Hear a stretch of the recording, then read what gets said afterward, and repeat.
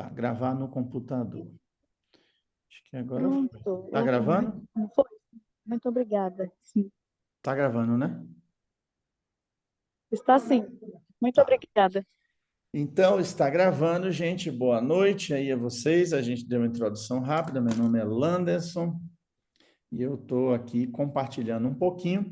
Falei um pouquinho, só revisando o que eu falei para aqueles que estão pegando a gravação. A gente falou sobre a importância de aprender inglês e você se envolver para aprender e utilizar a Bíblia, utilizar os textos que você já conhece para você seguir. Mas o tema, abrindo a lata, então veja, olha que detalhe interessante. Ao invés de olhar o rótulo, eu vou e entro fundo naquele assunto. Abro a lata e como o que tiver ali dentro. E eu falava sobre açaí, né? Muita gente fala assim, eu não gosto de açaí. Eu digo, você já provou? Nunca provei. Então venha provar, né? Então, nós precisamos, como missionários, realmente entrar, mergulhar de cabeça na cultura deles, né? Aprender, né? Ter a consciência, ter essa abertura para aprender. Porque, um exemplo, quando eu era moleque, minha avó, ela comia de mão. Ela do interior e tal, comia de mão. Eu achava ótimo aquilo, mas minha mãe achava horrível e eu fui criado num ambiente onde a gente come de talher. Eu hoje sei comer de 3 jeitos, pelo menos, viu? Pode ser que eu aprenda outros, mas eu como de mão, de palitinho e de talher. E quando a gente vai e olha assim, não, é diferente, mas experimente, procure entrar na cultura, saber e tal. E olha, eu vou falar para vocês, eu tenho até saudade, porque é prático. É prático, nada de comida muito quente, senão vai queimar a mão, né? Tem que ser morninha ali, mas não pode ser quente demais. É prático, você lava bem a mão, você higieniza bem a sua mão e você come ali. E quando você entra na cultura, eu lembro que uma vez o pessoal falou assim para mim: Nossa, pastor, é a primeira vez que eu vejo um gringo, né, um estrangeiro, comendo de mão e falando a língua da gente, porque eu também estudei o Bangla, que é uma língua que vem do sânscrito, que ela tem aquela escritazinha. Eu vou depois mostrar para vocês. Deixa eu ver se eu consigo mostrar aqui, peraí. E o Bangla, tipo assim, eu pensei assim, nossa, o Bangla eu nunca vou encontrar nenhuma palavra que eu já sei no Bangla, porque em inglês tem sempre uma palavrinha, né? Notebook, computer, as coisas que a gente vê que são parecidas, né? Mas é interessante que quando eu cheguei lá tinha tanta palavra em português, inclusive. Por exemplo, eu estou sentado agora numa quedeira em Bangla, que em português cadeira, uma palavra que originou do Bangla. Então, ou desculpe, a palavra em Bangla originou do português. Ou então você vai no sábado para Geja, você vai para Geja. Aí parece que eu estou falando errado, né? Mas Geja vem de igreja, né? E aí, deixa eu ver aqui.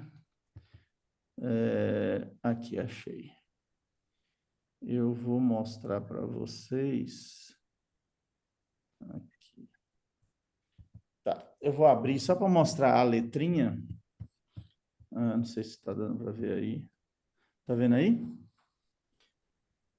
Shoda Prabhu Amar. Shoda Prabhu Amar Palok, que aqui é a língua em Bangla. Essa é a minha família, rapidinho, quando a gente estava como missionário. Aqui tá aí a língua, como é que é. Então, assim, é bem diferente, né? São 78 letrinhas, mas é interessante que eu, primeiramente, achei que eu nunca ia conseguir, e aqui tem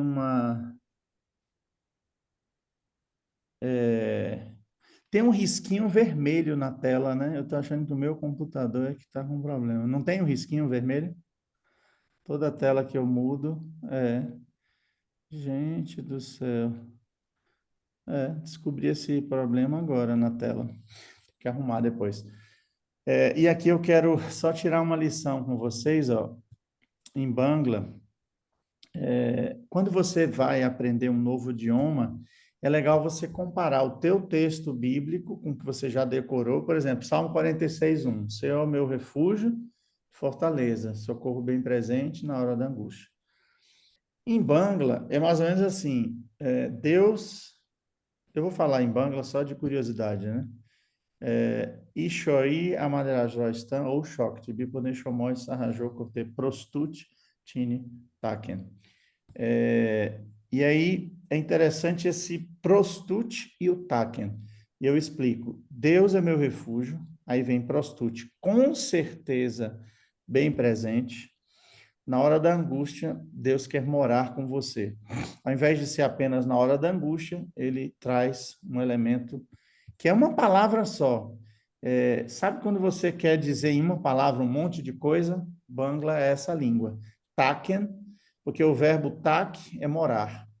E quando você conjuga taken, ele mora. Quem que é ele na frase? Aí você volta lá no início. Deus. Porque Deus, então Deus é que mora. Mas vai morar com quem? Então tudo são perguntas que uma palavra só vai trazer para você. Se é ele que vai morar, mas vai morar com quem?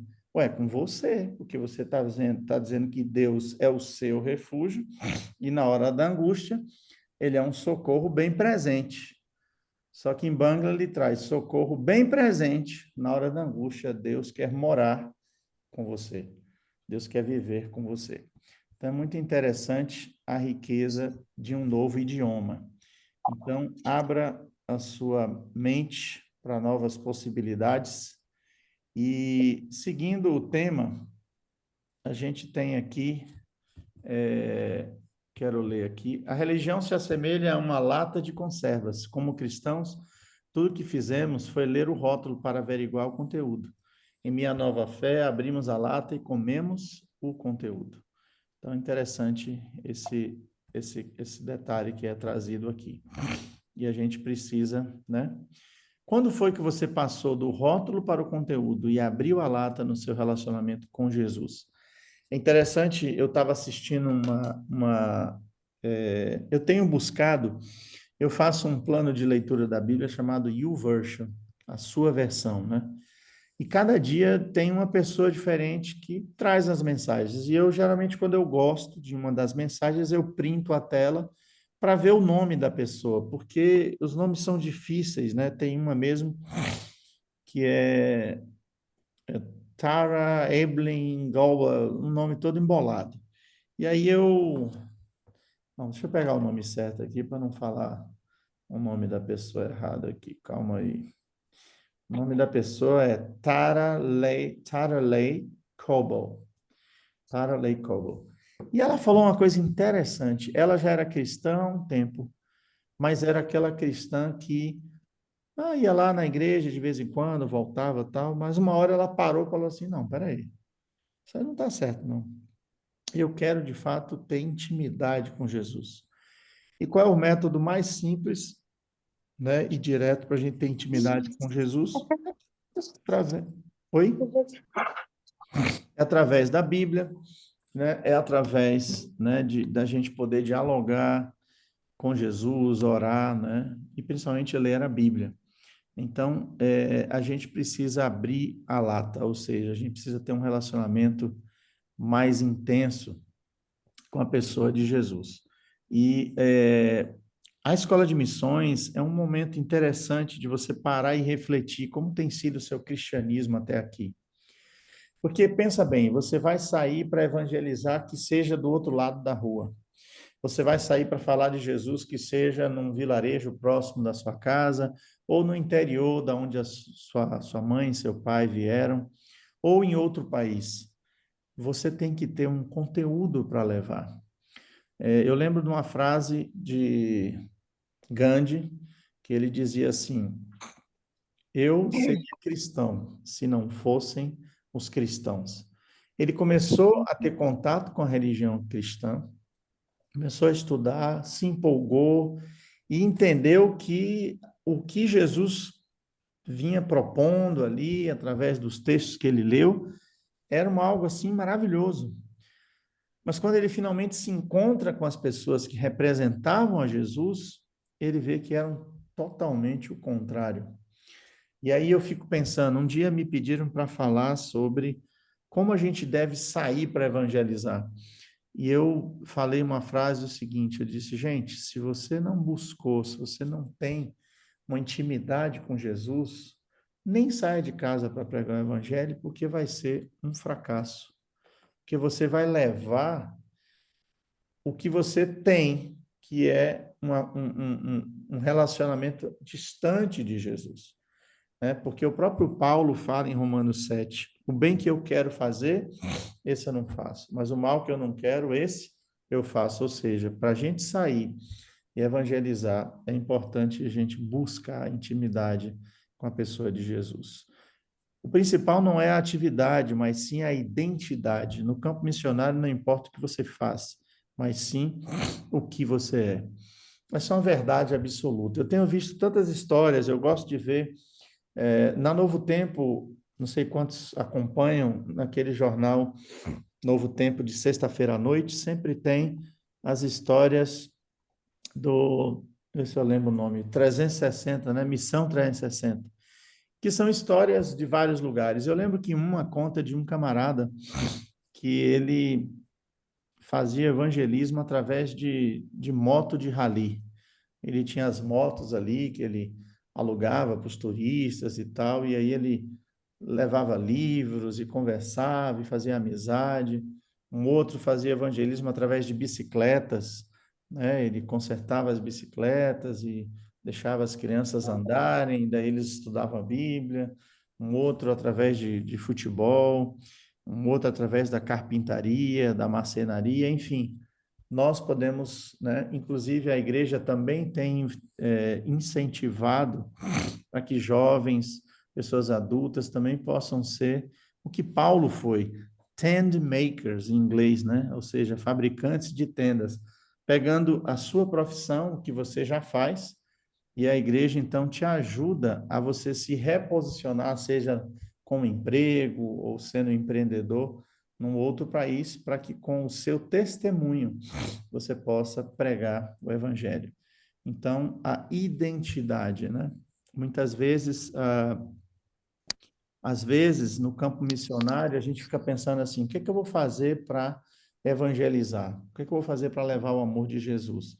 Mas muitas vezes você já tem contato com tantas pessoas, né? Por exemplo, em Bangladesh, o que é que eu percebi? Que a gente perdia muita oportunidade. As mães das crianças da escola adventista, lá é um pouco diferente a escola para as crianças pequenas, porque ela funciona só 2 horas e meia por dia. Em vez de ser a manhã toda, a mãe traz a criança às 8 horas e ela fica até 10h30. Aí 10h30 entra outro grupo e fica até meio-dia, ou 10 e pouco entra um grupo e fica até meio-dia. Então, essas mães que trazem o primeiro grupo, elas geralmente não podem sair de casa, porque lá na cultura, lá ou você sai com seu marido ou com o irmão, ou com seu pai. Mas como ela estava levando o filho, então ela leva o filho para a escola e lá ela fica sentada 2 horas sem fazer nada, para depois voltar para casa. E aí a igreja começou a fazer o quê? Ao invés de sair para evangelizar fora, ter a oportunidade de oferecer uma palestra, um curso, alguma coisa para aquelas mulheres enquanto elas estavam esperando. Então, a gente tem que realmente pensar, mas o principal não é pensar a atividade, é ter a identidade, ter a conexão com Jesus, né? E o que é ser um missionário? Ser um missionário é a gente realmente diz assim: ser um discípulo de Cristo é um missionário, e um missionário requer relacionamento pessoal e profundo com Jesus, que resulta em elevado nível de compromisso pessoal e em obediência por amor. É interessante a gente entender que ser um missionário é, em primeiro lugar, ser uma pessoa que tem intimidade com a pessoa de Jesus, que ouve a voz do Mestre, que ouve o que Jesus tem para dizer, o que Jesus tem para orientar. É interessante que eu tive oportunidades, né, de sair para o campo missionário e, a princípio, eu nunca pensei assim, não, eu vou para fora, tal. As coisas foram acontecendo. Foi importante eu saber o inglês, mas eu louvo a Deus porque Ele vai guiando as nossas vidas. Se a gente permitir, Ele vai guiando, Ele vai fortalecendo, Ele vai direcionando para onde a gente deve ir. Então, Ellen White tem um texto que eu gosto muito, que todo cristão nasce no reino de Deus como um missionário. Portanto, um missionário é aquela pessoa que tem uma intimidade tão grande com Jesus, que ela percebe que ela precisa falar, que ela precisa abrir a sua boca, gritar alto que Jesus está voltando, né? E quando eu falo de levar as pessoas a Cristo, levar as pessoas a Jesus, é interessante notar um detalhe. A gente, é, se a gente tivesse num local que a gente soubesse, nós tivemos alguns acidentes, a gente pode usar esse exemplo. Alguns acidentes aconteceram na, no Brasil recentemente, por exemplo, a barragem de Mariana.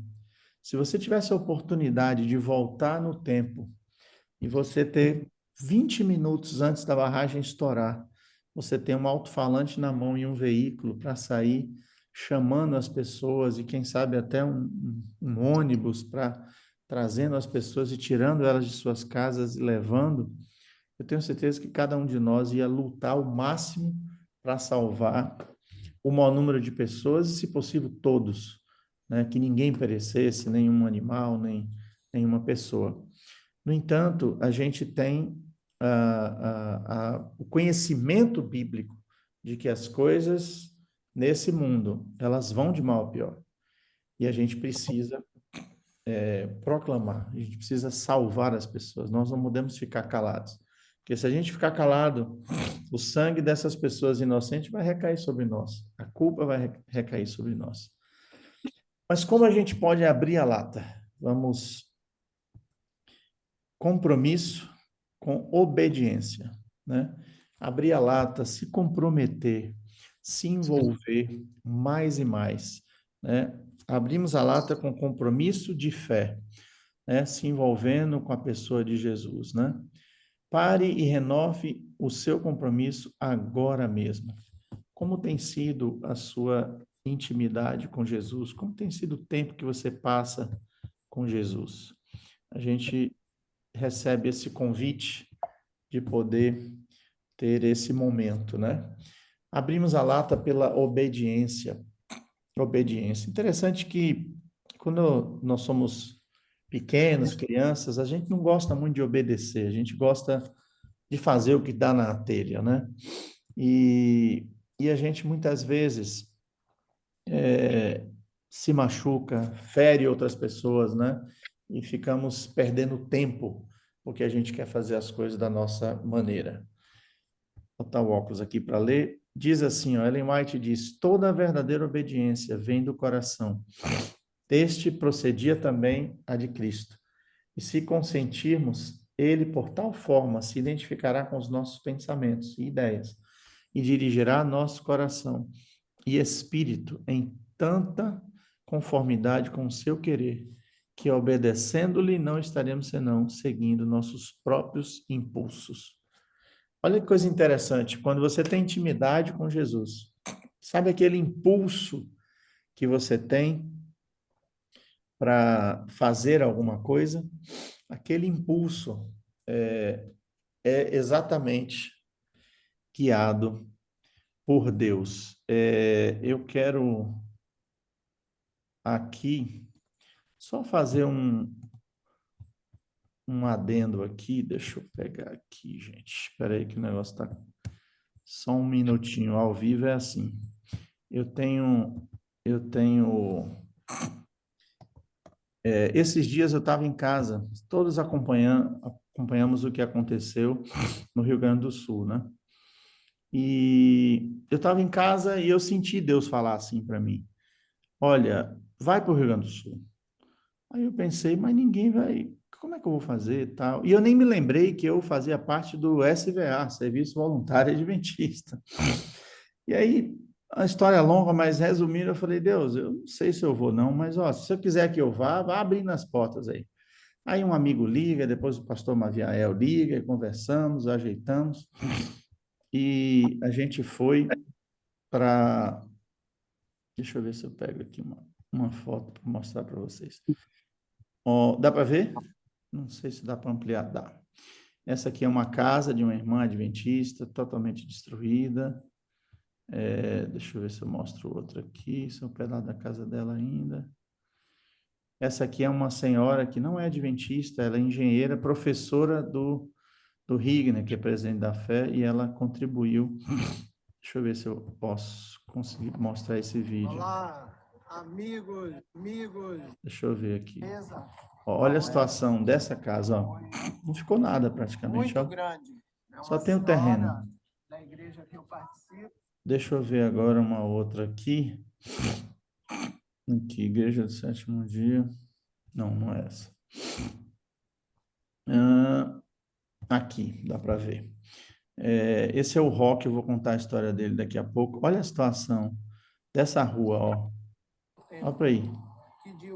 Todas as casas perderam tudo. Tudo que está aqui na frente são armários, são, né, geladeira. Estragou tudo, tudo. Deixa eu ver. É isso. Aí deixa eu voltar lá para. E o que aconteceu, né? Eu senti Deus falar para mim claramente: você tem que ir para lá. E aí comecei a conversar e dialogar. Deus foi abrindo as portas. Conseguimos 7 voluntários para ir, cada um fazendo uma recolta aí de 2.000 e poucos reais, tal. 2 vezes 7 dá 14, né? Daria 14 mil para ajudar as pessoas lá. E aí, o resultado foi que outras pessoas foram participando e nós conseguimos 160 mil reais. E com esses 160 mil reais, compramos 30 geladeiras, 30 fogões e 30 kits, né? Então, a pessoa ganhava uma geladeira, um fogão, cama box de casal, cama box de solteiro, liquidificador, panela de pressão, prato, panela, chuveiro elétrico e filtro. Então, com esse kit, que passa de quase 4 mil reais, aí, somando tudo, né? Esse kit a pessoa, então, recebia e ela podia, então, voltar para casa, né? Chamou de kit volta para casa. Porque tudo que vocês viram ali, aquele lixão todo ali. Então, olha só o que a Ellen White diz, e eu vou ler de novo. Peraí, deixa eu voltar aqui. Toda verdadeira obediência vem do coração. Deste procedia também a de Cristo. E se consentimos, ele por tal forma se identificará com nossos pensamentos e ideias, dirigirá nosso coração e espírito em tanta conformidade com seu querer, que obedecendo-lhe não estaremos senão seguindo nossos próprios impulsos. E é interessante, eu não sei aqui o que, eu até vou parar aqui, só para olhar para os rostos de vocês aqui. Eu não sei o que o Marcelo faz, o que a Tatiane, a Manuela, a Lucas, eu não sei o que vocês fazem de atividade, mas uma coisa eu sei, que ao você se conectar com Jesus, né, a Manuela, a Sônia, Deus vai trabalhar através de você. Meu irmão, é interessante como ele usa, ele trabalha com vendas. Portanto, boa parte do dia dele é atendendo clientes, seja por telefone, seja no escritório, ou seja indo até a casa do cliente, indo até o escritório do cliente. E ele sempre leva um presentinho, um livrinho, sempre, né, que ele consegue, faz uma oração. Alguns ele convida para alguns eventos especiais, e todas as vezes que ele faz os eventos especiais na empresa, ele sempre tem uma oração, um culto, ou seja, o, o trabalhar para ele também é a oportunidade de evangelizar. Na verdade, um marceneiro não é um marceneiro. Um marceneiro é um evangelista disfarçado de marceneiro. Um mecânico não é um mecânico. Um mecânico é, na verdade, um evangelista disfarçado de mecânico. E passando adiante, a gente tem aqui mapa da minha fé. Perto de Deus, como é que tá? Perto de Deus, longe de Deus? Na infância você estava mais perto, você estava mais longe? Atualmente, como é que você está? A gente, eu tive a oportunidade de nascer num lar cristão, mas é interessante que, se a gente for fazer um mapa da minha vida, a gente vai ver que, talvez como criança ali eu estava perto, depois como adolescente a gente vai se afastando, a gente vai entrando no automático, né? E nós somos convidados hoje a ter uma conexão vital, uma conexão direta com a pessoa de Jesus, né? Para a gente fortalecer o nosso relacionamento, porque, afinal de contas, é a única maneira que um missionário, que uma pessoa pode impactar a outra, é conhecer a pessoa de Jesus, né? E princípios para fortalecer o relacionamento com Cristo. Priorize a Jesus, né? Faça um compromisso de passar tempo específico com ele.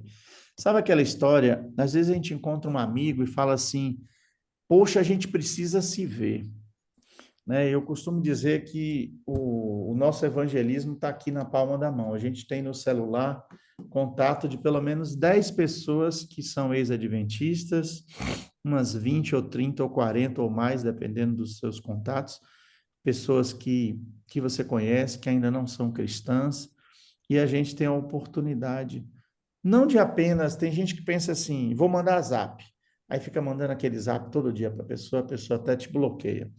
Mas não é isso. É você se, como está escrito aqui, priorizar a Jesus. Fazer um compromisso de passar tempo específico. Tem muito amigo que fala assim, bora marcar aí. Sabe o que significa bora marcar aí?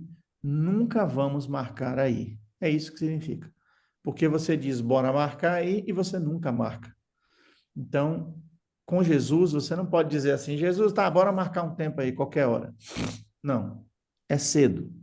Eu, por exemplo, agora eu estou até meio preguiçoso durante o mestrado aqui, porque eu acordo 4h30 para conversar com Jesus. Geralmente eu acordo 4 no meu dia a dia, na minha dinâmica, porque eu tenho que sair mais cedo de casa. Como aqui a aula começa às 8, então eu tenho essa meia horinha a mais aí, dei uma ajustada. E no sul também, o sol só nasce 15 para 7 da manhã. E a gente não tinha como ir antes de 8 horas para a rua. Então eu fiquei acordando 5 horas, fazendo culto. Então, separe um tempo específico, né, com Jesus. E, ao mesmo tempo, eu quero fazer o paralelo. Pegue na sua agenda, ainda hoje, aquelas pessoas que você não encontra há um tempão, e marque um tempo específico para passar lá e orar com ela, para passar lá e levar um folheto, um livrinho, para dizer que está orando e para se envolver mais, né? Vive e age de modo a tornar a dimensão espiritual uma realidade. Se você não tem um relacionamento com Jesus aqui, você não tem nem por que sair de casa para evangelizar. É melhor você ficar em casa, conhecer melhor a Jesus e depois sair. Viver e agir para que a nossa espiritualidade, né, seja Deus. Jesus falou: vós sois o sal da terra. Mas para ser sal e para ser luz, né, ele falou que nós somos o sal e somos a luz. Para ser sal e para ser luz, a gente tem que ter contato com a fonte de luz, que é Jesus Cristo. Seja honesto e respeite a sua vida e condição espiritual. Saber a condição, Ellen White fala que quanto mais perto a gente fica de Jesus, que a gente vê a sua pureza, a sua bondade, mais a gente vai enxergar o quão pecadores nós somos. Portanto, se você sente assim que é pecador, que você está numa situação difícil, bem-vindo ao time, eu também me sinto assim, todos nós somos pecadores, a Bíblia diz que todos pecaram e destituídos estão da glória de Deus. E finalmente ele diz aqui, esteja disposto a arriscar e experimentar. E eu falo para vocês, né, aquele dia eu sentado fazendo meu culto, tive essa impressão de ir para o Rio Grande do Sul. Graças a Deus, contei com o apoio da associação, eu fiquei quase 20 dias, né? Contando a viagem, fiquei 20 dias no Rio Grande do Sul e podemos impactar a vida de muitas pessoas e envolver outras pessoas. O Rigner, que eu mostrei ali a foto, o presidente da fé, ele ficou tão impactado que esse sábado ele pregou sobre isso, a fúria da natureza, falando sobre a experiência dele lá lá em Canoas, né, pertinho de Porto Alegre. Para fortalecer um relacionamento com Jesus, priorize Jesus, faça um compromisso de passar tempo específico, né? E aqui a gente vê que todos esses pontos que a gente olhou, né? Depois partilhar a sua experiência com as suas experiências com as outras pessoas. Quando nós temos a Jesus, nós temos de fato algo para mostrar. As pessoas enxergam algo bem diferente, né? Vive a experiência de vida em comunidade, num pequeno grupo, de fortalecimento espiritual. Muito importante também, né, esse movimento dos pequenos grupos, e é interessante a gente poder estar participando desse movimento. Eu participo semanalmente de um PG, e é aquele momento para a gente poder estar abrindo o coração, orando, cantando, louvando e aprendendo mais, né? Faça um diário, aprenda novas formas de orar, busque um lugar silencioso e tranquilo para meditar. É importante, né, você ter um lugar, a Bíblia em Mateus 6, 6 verso 6, se não me engano, diz que ao orar, entra na tua casa, fecha a porta e ora ao teu Deus que está em secreto. E aí também fala do jejum, assistir um culto, mesmo que não compreenda um idioma, né? No caso de um missionário transcultural, eu também diria para aqueles que estão aprendendo o idioma, assista pela internet um culto, veja escute uma música, cante, procure aprender mais, né?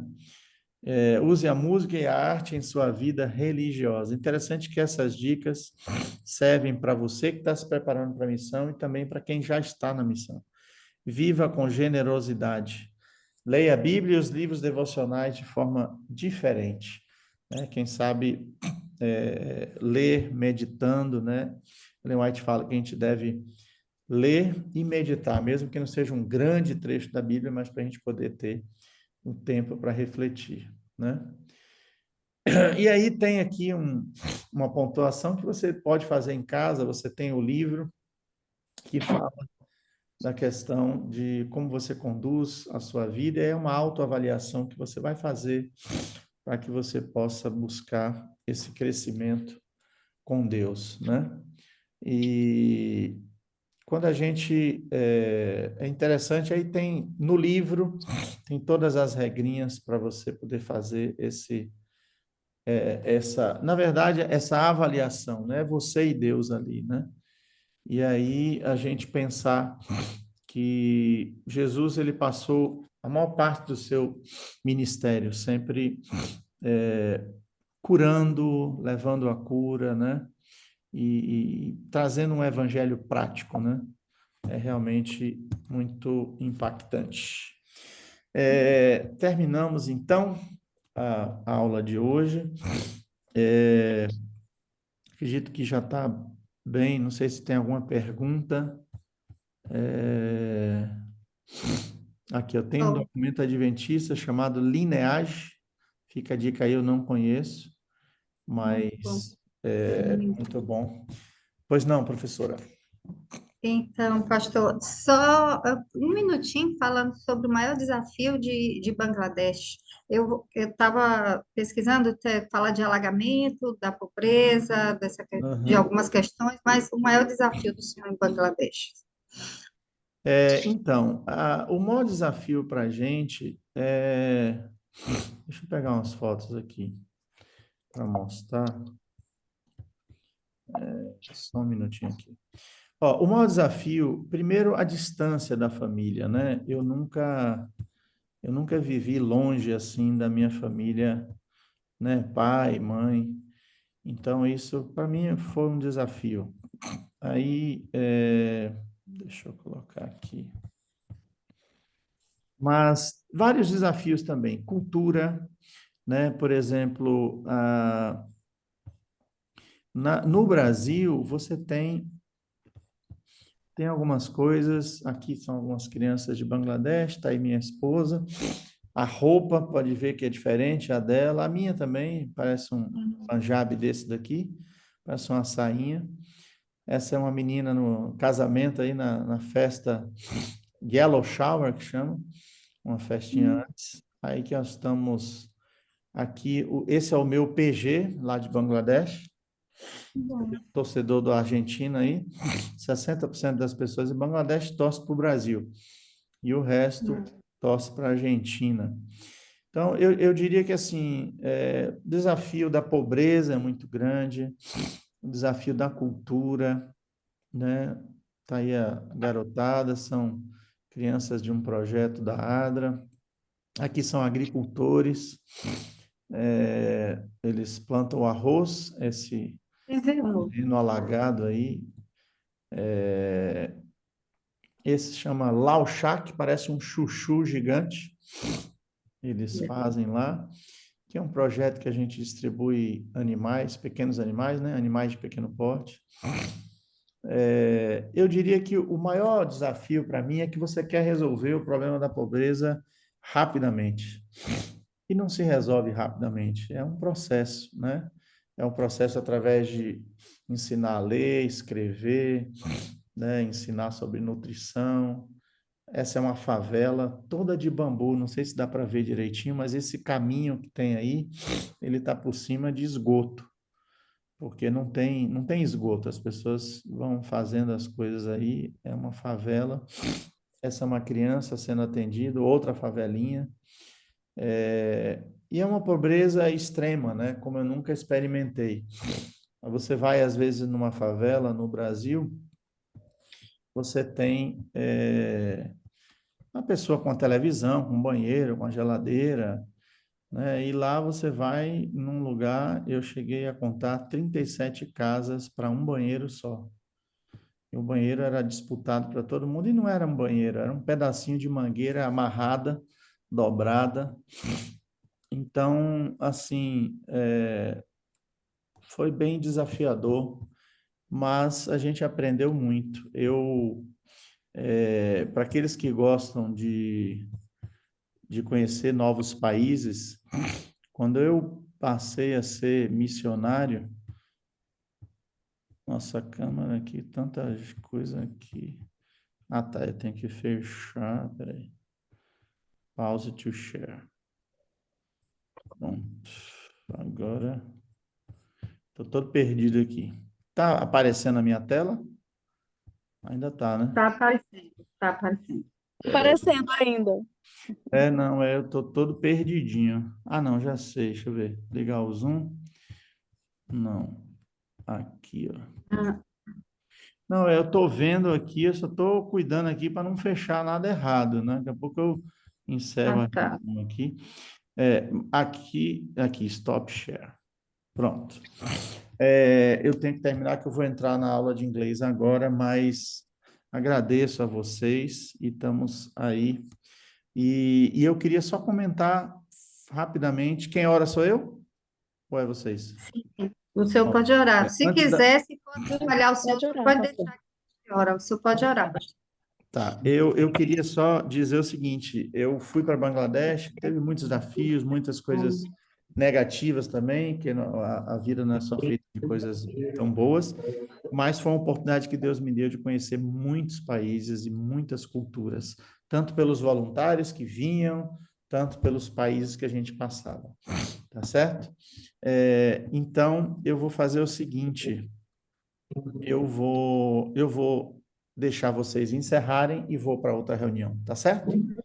Recebo nosso agradecimento, nossa gratidão. A Sônia também está aí, se quiser falar, mas para não atrapalhar